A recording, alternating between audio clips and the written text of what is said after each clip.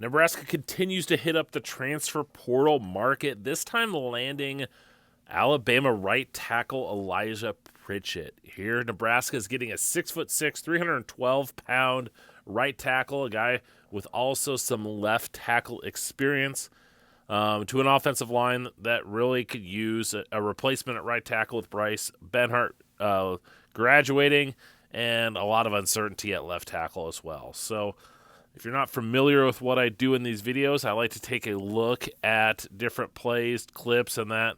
And so I'm going to take a look at Alabama's games against Georgia and Tennessee, two defenses that have elite-level college football defensive lines. And we're going to see what Elijah Pritchett is, who he is as a prospect, and what he could bring to Nebraska in this 2025 season. So let's not waste any more time. Let's get into the tape. Now, one of the things that first stands out to me about Elijah Pritchett, we see him at the right tackle spot over here, is his quickness off the ball. We see that here on a run play. He's able to snap off quick, get to that edge defender, engage with him, lock him up, and the run ends up going inside. But we see just that ability to come off the ball quick, get his hands inside, and lock up that defender. There's a nice little hole right here initially, and a big part of that was Pritchett's ability to use his athleticism and his strength to neutralize that edge defender. All right, we see another example of that here later on in the game against Georgia. Once again, right tackle. He's just going to fire off the ball and engage with that defensive end. Real quick, they ended up going play action. It was, RPO type play, but this is how Alabama ran block a lot. They attacked out and engaged right there, and we see this with Pritchett. Once again, he's able to quickly move outside, pick up this defender. The previous play before, we saw it against their linebacker edge defender. Here we see it against the defensive lineman and Mikel Williams, who's a first-round draft prospect. Just be able to quick get out there, engage, seal him off. All right, now if we transition to pass protection, one of the biggest needs that Nebraska has is being able to protect Dylan Raiola. So let's look at how Pritchett does in that way. As we see, right side going against a defensive lineman in their three-man front, we see Pritchett's just able to just slowly just go back and engage. This pass rusher, this defensive lineman, didn't pose much of a pass rushing threat. But when I look at this, I want to see his footwork. I want to see his ability to get depth, to stay with this defender. And we just see the ease of movement in his drop right here, getting his hands in to stay in front of and essentially lock down that defensive end. All right, the next thing I want to look at is how deep can Elijah Pritchett get. We see the Big Ten's got some good pass rushers, especially some guys with speed. So how can he get back in his drops? So here we see him once again. And he's able to get some good depth here to cut off this defender. Once again, same defensive end, so it's not like it's Abdul Carter out there.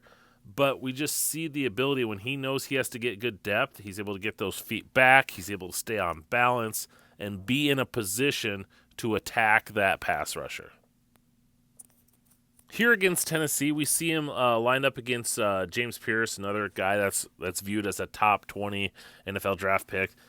And he's going to show his ability to get depth once again, get engaged. But here he's not able to control him. Pierce does get to his edge. But what I like here is he's able to kind of push him past the pocket, allow his quarterback to step up. And you're not always going to lock down guys. That doesn't happen every play in and play out. Can you push them past the pocket? And we see that here. He kind of rides them up, gets them past the pocket, allows the quarterback to step up to make that throw. Now that we've seen him drop into coverage, how is he with his lateral agility? Here against Georgia, faced off against number 29 right here. Initially, he works his way inside with that going with the defender. The defender here faked like he was going to go inside. And then I love his ability to redirect back outside and then just buries the guy into the ground. Just shows that lateral agility. Go to one side, redirect back outside to cut off this defender. And like I said, catches him a little off guard and just rips him down to the ground. We see another example of that here against Georgia. Initially, he has to step inside to cut off the quick move to that side. They're pulling their right guard. But then as that defensive end goes out, he's able to once again redirect back outside to cut him off. And it's just that quick side-to-side motion, that lateral agility that you want out of your tackles. They've got to play in space. They've got to, try to protect against good edge pass rushers. They've got to be able to redirect. They've got to be able to slide laterally. And we see that right here with Elijah Pritchett. And then finally, we have to be able to see, can he mirror pass rushers? When a pass rusher goes one way and then counter moves, can he stay with them? And we see that here against Tennessee. He's initially going outside, be able to work back inside, and then back outside. Just going with that defender both ways. Doesn't have to get his hands on him late, but because he has such quick feet, he's able to move laterally. He can kind of keep him at bay before he even gets a hand on him. And you just love this quickness. You love this athleticism from Elijah Pritchett, and a guy that, Nebraska needs athleticism at that tackle spot. And as we see right here, Pritchett shows that he has that. There is a lot to like about Elijah Pritchett and coming into Nebraska to be one of their starting tackles. At a minimum, I think he's going to be their starting right tackle, replacing Bryce Benhart. But there is some potential to move him over to the left-hand side. Pritchett has 10 starts this past year at right tackle for Alabama. He had one start last year at left tackle, so he has the ability to play both. There was some talk that he was always a left tackle first. Some guys can make that switch from side to side. Some guys, it's a lot harder. It just kind of depends on the player. We see from the clips here that he has the tools, he has the athleticism, he has the size to be good.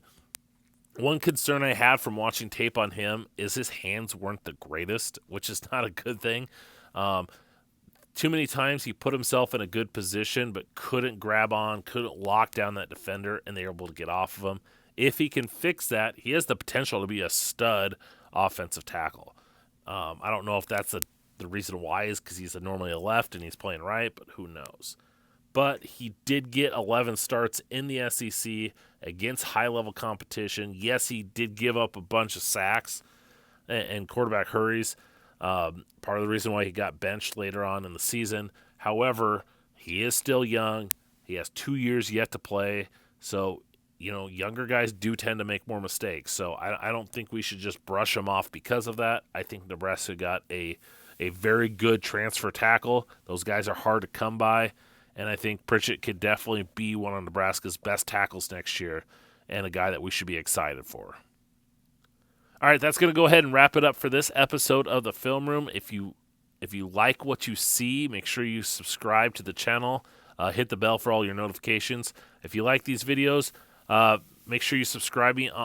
Follow me on social media as well. Doesn't matter where you do your social media. Draft_Brian. Thanks for watching. Hope you enjoyed.